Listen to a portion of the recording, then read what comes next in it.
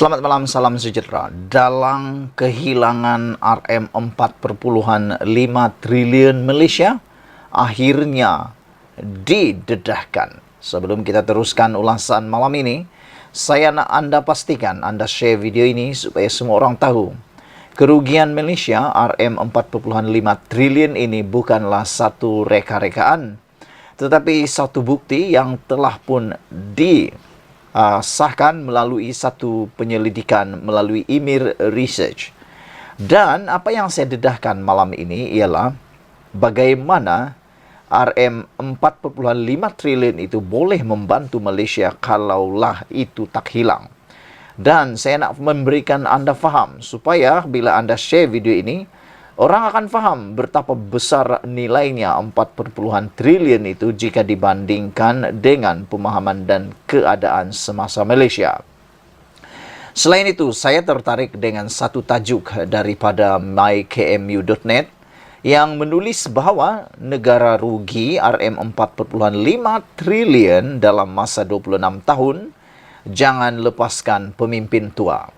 Adakah dalang kepada kehilangan Rm4,5 triliun ini yang dimaksudkan oleh mykmu.net ini dengan tanda petik pemimpin tua ini merujuk kepada seseorang ataupun merujuk kepada sekumpulan orang ataupun merujuk kepada hanya andaian semata-mata oleh penulis?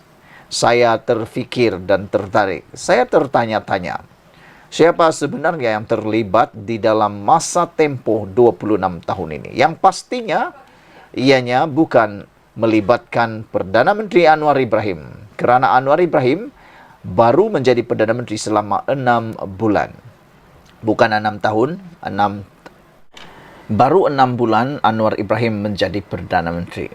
Jadi, yang pastinya saya sangat yakin Anwar Ibrahim tidak terlibat di dalam masa 26 tahun berlakunya kerugian ketirisan 4,5 triliun ini. Yang menjadi misteri kepada kita semua ialah siapakah yang terlibat dalam tempoh pentadbiran 26 tahun ini.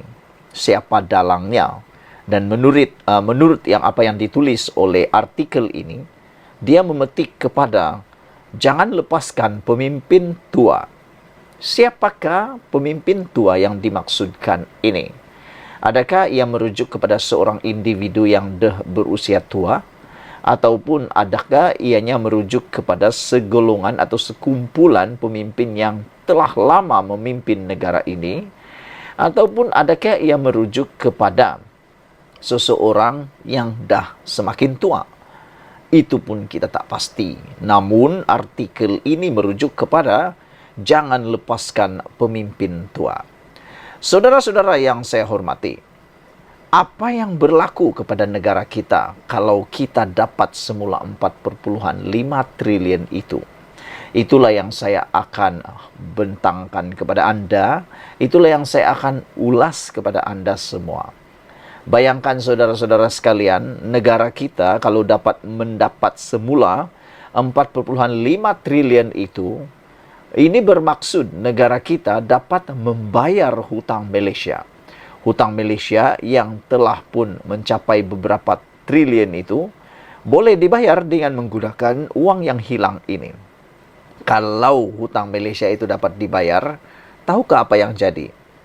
Gaji kita boleh naik, kekayaan kita boleh naik kerana semua uang pendapatan negara boleh digunakan sepenuhnya hanya untuk dibelanjakan, membangunkan Malaysia, membantu rakyat, memajukan rakyat.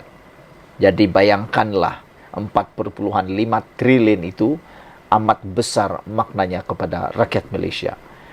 Kita, Anda, siapa-siapa yang bekerja sebagai penjawat awam, kalau 4,5 triliun itu tak hilang dan diperoleh semula dan diguna bayar hutang, bermakna adalah potensi kita dapat bonus setiap tahun 2-3 kali ganda gaji. Kan itu best. Tapi oleh kerana kemampuan keuangan kita yang terbatas gara-gara guna untuk bayar hutang, maka bonus pun dapatlah secukup rasa. Macam itulah. Tapi Yang lebih menarik lagi, saya juga akan membentangkan kepada Anda apa sebenarnya yang boleh digunakan atau boleh dimaksudkan dengan kehilangan 4,5 triliun ini. Saudara-saudara, sudah pasti kehilangan uang 4,5 triliun ini menimbulkan kekecewaan dan kekesalan buat kita semua.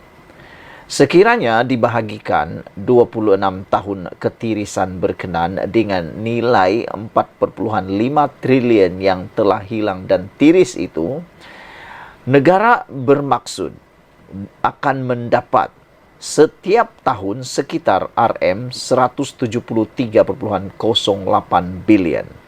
Maknanya, dengan kehilangan itu, maksudnya setiap tahun Malaysia kehilangan sebanyak RM 173,08 bilion. Bayangkan. Bayangkan dengan harga hartanah yang melonjak hingga RM 433.430 pada suku pertama tahun 2022. Jumlah RM 173,08 bilion itu sebenarnya boleh digunakan oleh kerajaan untuk membina 399.423 buah rumah dalam masa setahun kepada mereka yang kurang berkemampuan. Wah, hebat kan? Bayangkanlah, itu sepatutnya kita boleh peroleh. Itu belum lagi dibandingkan dengan harga hartanah yang terdahulu, yang jauh lebih murah berbanding suku tahun 2022. Pastinya, lebih banyak rumah boleh dibuat untuk membantu menampung keperluan rakyat. Maknanya, hampir keseluruhan rakyat Malaysia boleh dapat rumah yang percuma dengan nilai 400,000. Wah, hebat kan? Bahkan bukan itu sahaja. Dalam aspek pendidikan juga tidak terkecuali. Seperti rakyat sedia maklum, sebanyak RM 55,2 bilion telah diperuntukkan kerajaan kepada Kementerian Pelajaran Malaysia pada bajet 2023. Jika didarabkan dengan anggaran 80 tahun ke atas, jumlah RM 55,2 bilion mampu mencapai kadar sekitar RM 4,5 triliun. Apa maknanya itu? Kerugian RM 4,5 triliun itu hakikatnya bersamaan dengan kehilangan peruntukan pendidikan tersebut bagi jumlah sebanyak 80 tahun ke atas. Tambah memedihkan, ketirisan berkenaan berlaku dalam tempoh yang cukup singkat, yaitu dalam masa 26 tahun. Bayangkan jika kehilangan itu tidak berlaku. Adakah kita akan dapat melihat golongan pelajar di negara ini mengikat perut mereka demi menuntut ilmu? Mungkinkah terdapat sebarang gelendangan di jalanan atau golongan berpendapatan rendah B40 yang terpaksa menyewa rumah kerana harga hartanah yang mencanak naik?